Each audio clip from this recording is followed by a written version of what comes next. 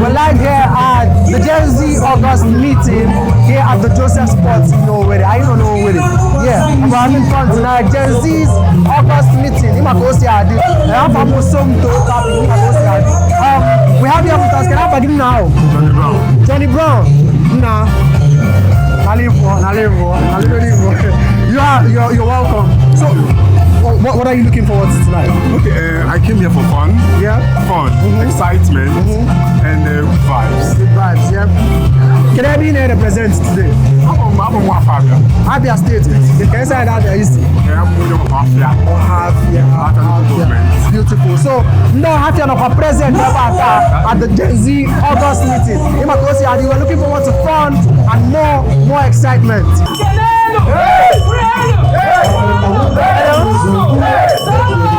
I beg you to represent now. I'm not representing do. Oh, you know I beg you. Yeah, I'm the one.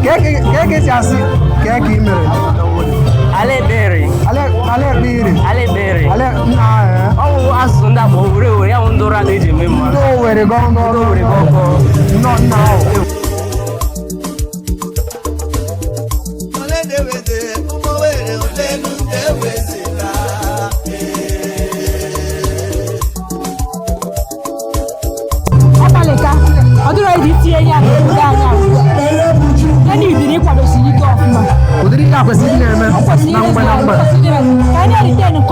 Very important.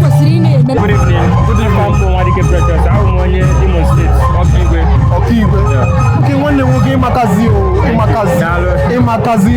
Look what this is Online.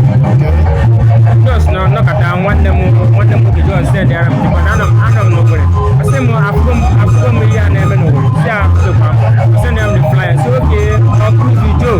My bad. You got August meeting. My time, Jumbo. You got be Kendene. You got be Komaka before. I'll tell you that. Look at me. I'm going to So what are you expecting? Seriously, you look good. And even a best dress and I need 100,000 and you really look good. Seriously, you look good. So what inspired this dress? I myself. Okay, what me is also the top. Simba. White shirt, yeah, I blend over with this stuff. I'm trying a white shirt. So you really are gonna okay. If I ask you why not, give me a 360. But they will okay. I know what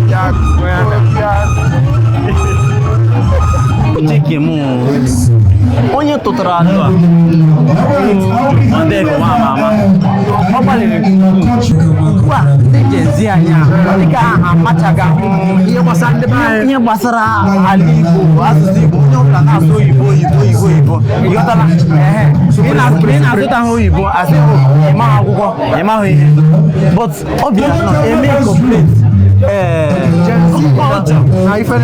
asụsụ Igbo omenala Igbo into the Gen Z ọma nna ọ ezigbo ife ka ọ bụ ọ dị nnọọ ga ya mechaa nnọọ ihe a achọ otu mpi mma jụrụ oyi nyasị ya ṅụ onye kwesịrị omume Chisom ịmagasịgwa onye ka iyi Chisom onwe gị nwere onye iyi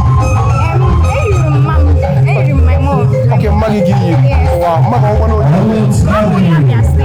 Okay. You got the August meeting. You got the August meeting. If you begin the Jay-Z. So, and then you talk, Anya, what are you expecting this night? I'm expecting to have fun. I just want to, I want to have an experience, a full experience of what it looks like. I've not been to a meeting like this before, so I want to know what it looks like.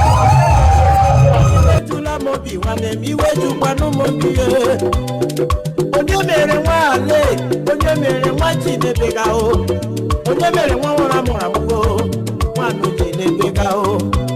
Ine nwe nne o, anwe nne gbagbarịrị so o.